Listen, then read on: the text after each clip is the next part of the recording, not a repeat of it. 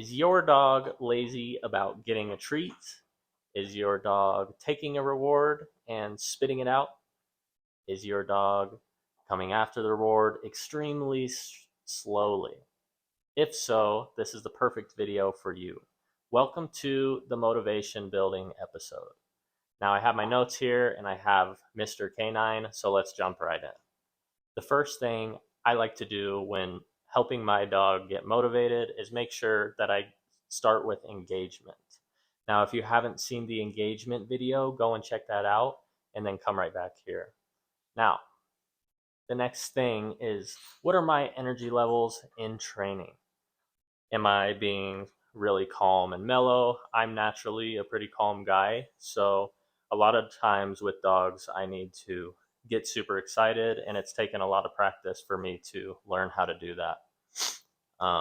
And this is one of the things that I'm keeping track of while I'm training, and sometimes it helps to even record myself to go back and look at what my energy levels are if I'm struggling with a dog that's not so motivated. Also, make sure that when we're doing these training sessions that our dog is in a place where they're going to be hungry. So a lot of dogs are going to be not so motivated if they're on a full stomach. Now, some dogs will eat anything forever and they won't stop. Um, but most of the time, I see it where I have a dog who just ate and I go to train them and then they're not super interested in the food. And that is a big factor in why our dogs could not be motivated. Also, on the note of food, what kind of food are we using to deliver rewards? If we're using just kibble, that's not going to be very motivating for some dogs versus using chicken or steak or something of way higher value. And another thing with food is if my dog is super overweight or even moderately overweight, that can play a factor here. And it might be worth wondering, okay, do I need to put my dog on a diet? Should I get them some more exercise? That way they're going to be a little bit more hungry during our sessions.